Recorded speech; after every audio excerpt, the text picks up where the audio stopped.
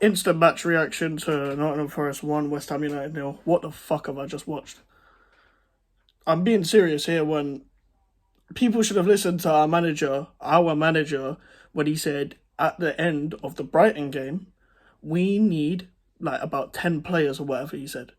Around that. Otherwise, we'll be battling at the wrong end of the table. Fair enough. People want to say you come up against the champions, against Erling Haaland, and we have a makeshift defence and blah, blah, blah. And we lost 2-0.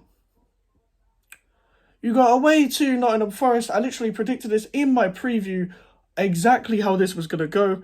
And I didn't want to be right, but I am. And ever since this fucking Frankfurt game, it's been piss poor. Don't read too much into preseason, they said. What? Like, I've seen the exact same things. What is going on? Now, I know people do the excuses now. The ref. I get you if you don't like refs, but no Premier League ref is good.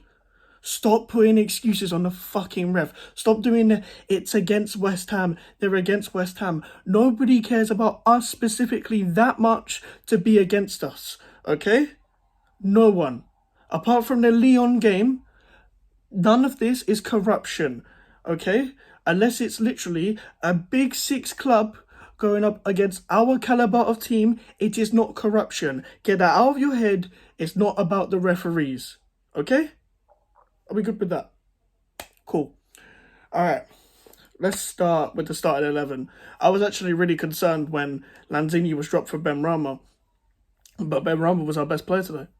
Benrahma was by far our best player today. But even at the end, these crosses need to get better. And Fornal, as I've said so many times, he's not good enough on the ball.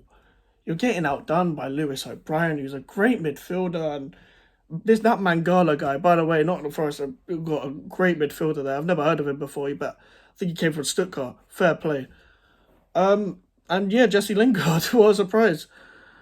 Yeah, the goal was a fluke, but you let Toffolo run through you. Soucek had a good 20 minutes in the first half, and then since from then he was losing the ball, and he just didn't win anything. It's actually probably too hot to be ranting, but I'm going to rant. Declan Rice was awful today. Awful. He was awful today. I can't even argue with it. What the fuck was that penalty? We got gifted a penalty. The guy literally Scott McKenna did a goalkeeper save. We got given a penalty and you missed. I said before the penalty was taken, give it to Rice and Antonio, we're missing. If you have Benrahma and Bowen have scored penalties for us before, whether it's in pre-season or in competitive games, let them take one. We didn't have Lanzini on the pitch. Fair enough. Scamacca comes on the field, you just long ball it to him, which gets me on to Vladimir Coufal. Not good enough. He's not been good enough. And you said, and he was talking before in pre-season saying, I've had a break now and all of this because of my injury and all of that. So what was that then? What's the excuse now? Are you still injured? You're playing like you're still injured. You're playing like Leicester away last season where you got murked by Harvey Barnes every time. Oh my God, man. I just had I just knew this would happen, and it still makes me angry that it happened. Chris was not good enough to play week in, week out.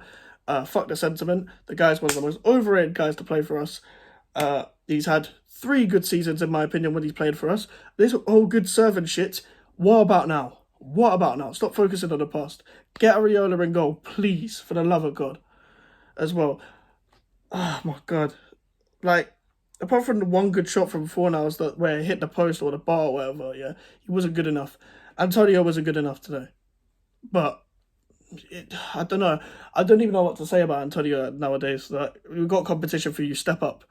Bowen again. Jared Bowen. There's a serious conversation that might have to be had soon about Jared Bowen, about how good he's performed, how good he will perform, and whether he needs to step up and all of this. And I generally think he's been dreadful again.